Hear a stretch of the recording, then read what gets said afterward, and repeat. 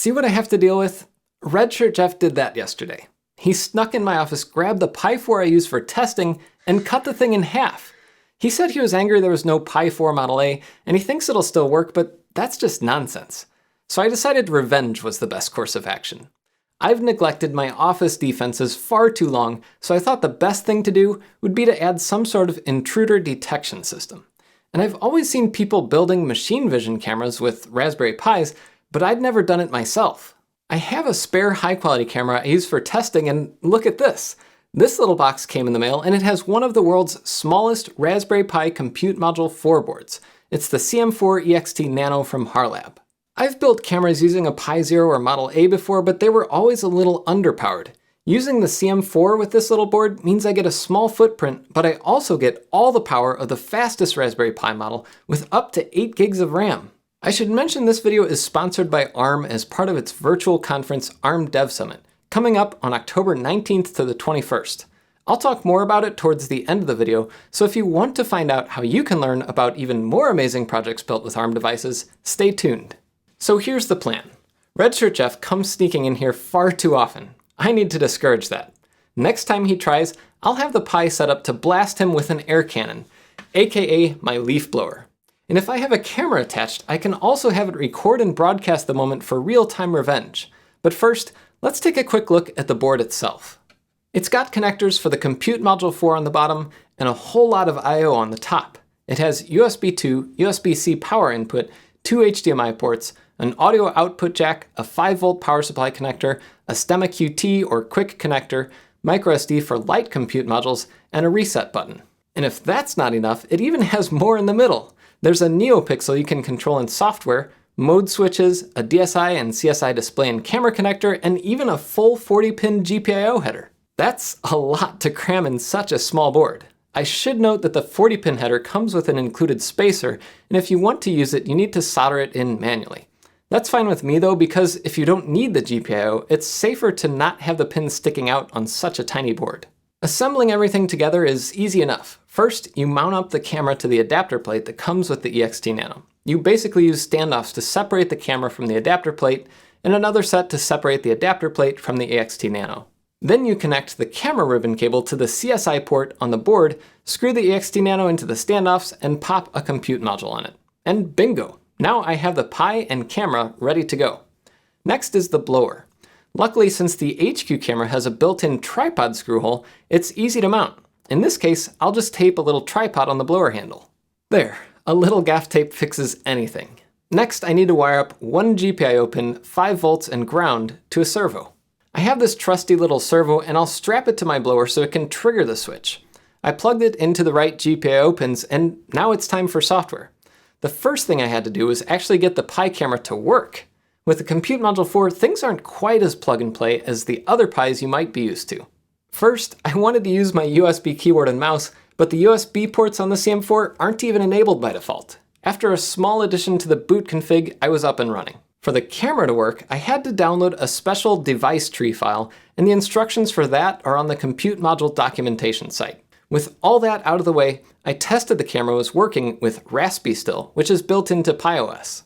Now that the hardware and software all seem to be working, it's time to train the Pi how to identify Redshirt Jeff. I needed to find a way for the Pi camera to monitor the doorway and detect if someone was present. But that's not enough. I also wanted to make sure it would only do the air blast if Redshirt Jeff tried coming in. So I found a guide by Caroline Dunn on Tom's Hardware. She actually has her own YouTube channel, so go check it out. I used Caroline's code as a starting point and set up the Pi for real-time facial recognition using machine learning.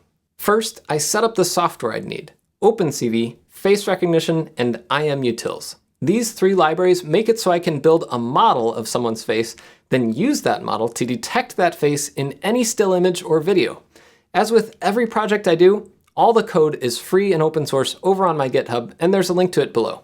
Once you have the software, the first step is training a model. You have to teach the computer how to identify someone's face. And luckily, I have a lot of footage of Redshirt Jeff.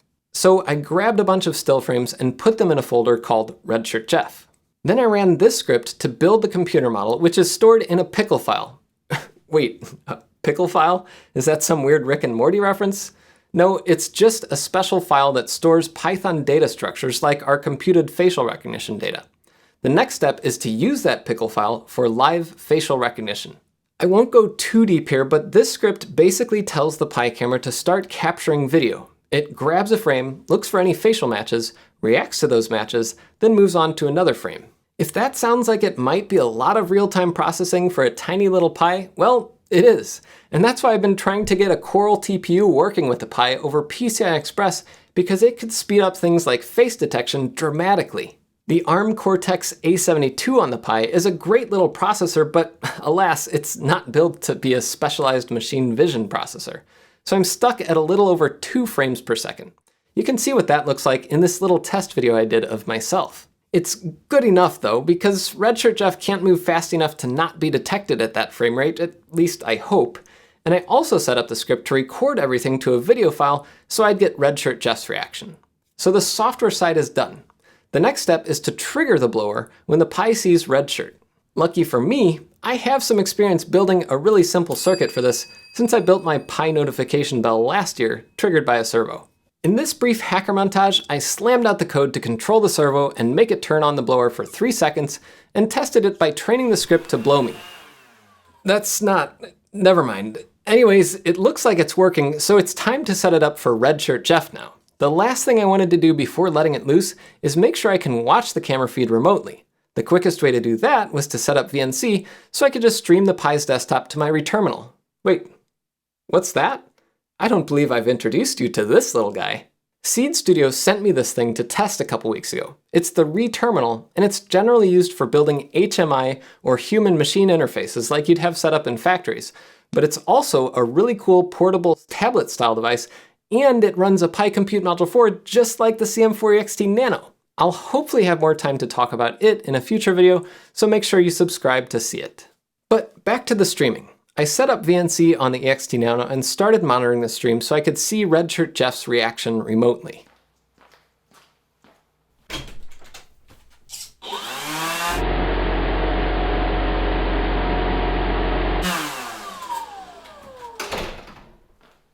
Ah, revenge. A dish best served cold, and at high velocity. Now, when I came back to my office, I uncovered a pretty massive bug, and luckily I left my camera rolling so I could show you.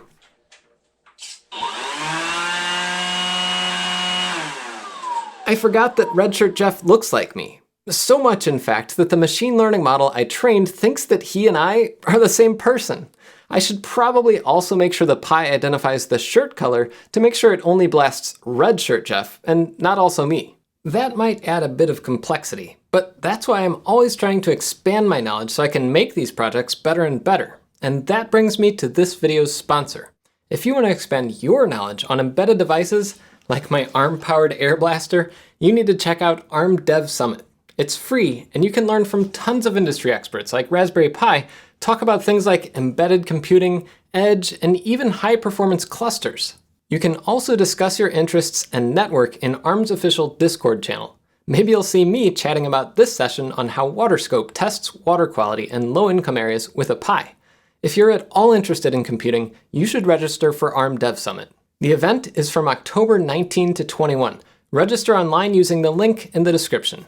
So yeah, maybe after that, I'll have the time and knowledge to make it so I don't get blasted every time I walk into my own office.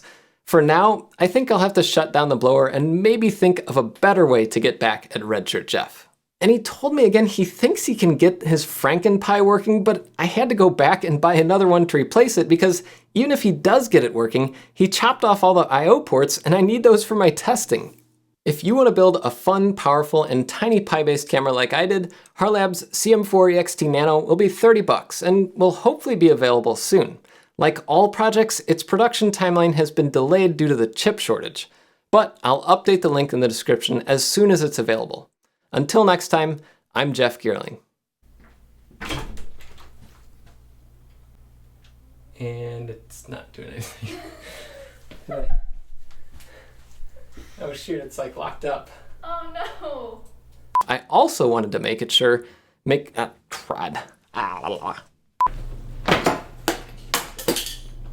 Oops. Here goes the Raspberry Pi.